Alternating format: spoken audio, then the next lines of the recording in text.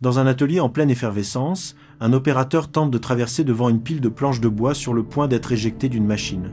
À peine arrivé au milieu de son passage, la machine libère le chargement avec une force soudaine. Les planches sont projetées en avant, piégeant l'opérateur contre l'obstacle. Heureusement, l'opérateur de la machine réagit instantanément. Il inverse la commande, rétractant les planches et libérant son collègue. Ce qui aurait pu être un accident grave n'a été qu'un miracle grâce à sa rapidité d'esprit.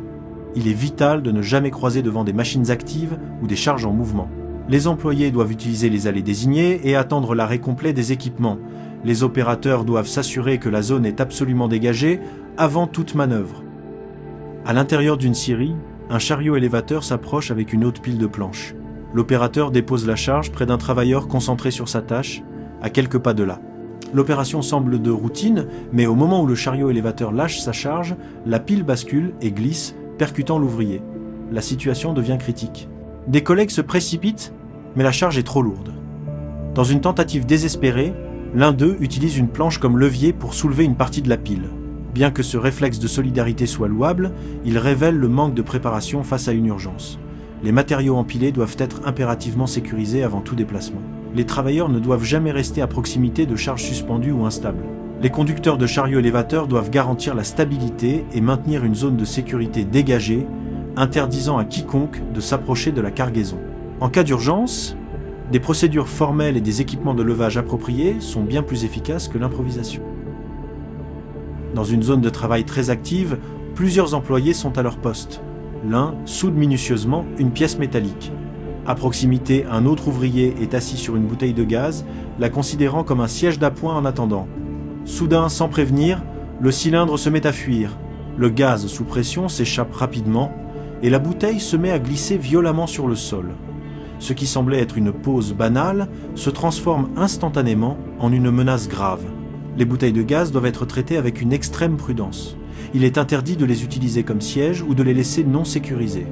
Elles doivent être stockées à la verticale, équipées de leur capuchon de protection et maintenues loin des flammes, des étincelles et des activités de soudure.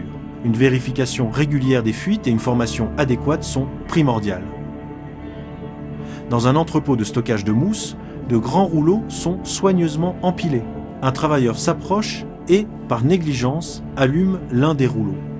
En un éclair, les flammes se propagent, alimentées par ce matériau hautement inflammable, sautant de rouleau en rouleau. Cet incident souligne l'importance cruciale d'une sécurité incendie sans compromis dans les zones de stockage. Les rouleaux de mousse doivent être tenus à l'écart de toute source d'ignition et les employés ne doivent jamais introduire de flammes nues ou d'étincelles dans ces zones. Ne jamais utiliser les mains. Dans une brasserie, un travailleur remarque une fuite de bière au niveau d'une buse. Au lieu de couper la vanne de pression ou d'utiliser les outils appropriés, il tente d'utiliser sa main pour boucher la fuite. La pression du système est trop forte. Le liquide jaillit avec une force immense, ne faisant qu'aggraver la situation. Il est absolument dangereux de se fier à des solutions rapides face à des équipements sous haute pression. Les vannes, joints et régulateurs de pression doivent être entretenus régulièrement. Les travailleurs doivent être formés pour arrêter le système plutôt que d'utiliser leur corps ou leurs mains pour bloquer le flux. Interaction avec machine en marche. Dans une papeterie, un employé s'approche d'un laminoir toujours en marche. Tentant de faire un ajustement près des rouleaux en mouvement, il place sa main trop près. Les rouleaux saisissent immédiatement sa main et l'entraînent dans le mécanisme. Une tâche de routine devient une urgence en quelques secondes. Les machines équipées de rouleaux mobiles ne doivent jamais être manipulées en cours de fonctionnement.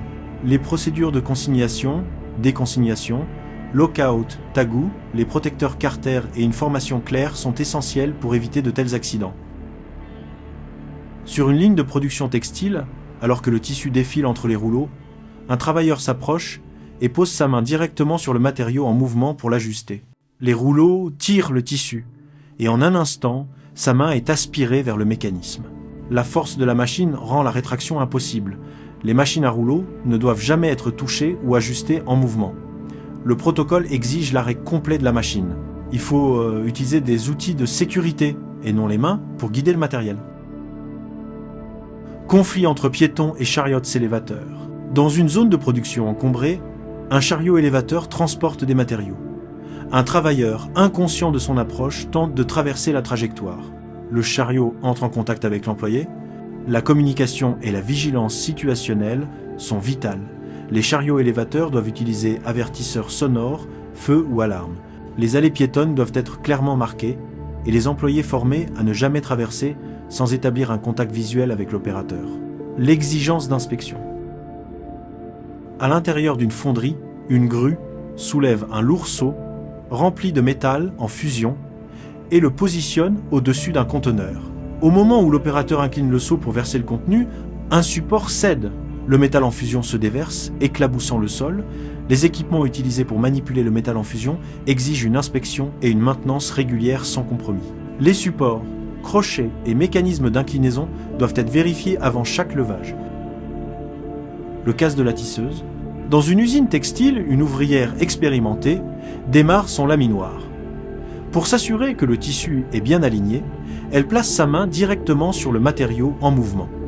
Une habitude qu'elle a prise. En augmentant la vitesse de production, elle répète le geste. Cette fois, sa main s'approche trop près et les rouleaux l'entraînent. Les machines à rouleaux ne doivent jamais être ajustées ou vérifiées en mouvement. Même les travailleurs chevronnés sont en danger s'ils se fient à la routine plutôt qu'au protocole de sécurité. La sécurité doit toujours primer sur la vitesse.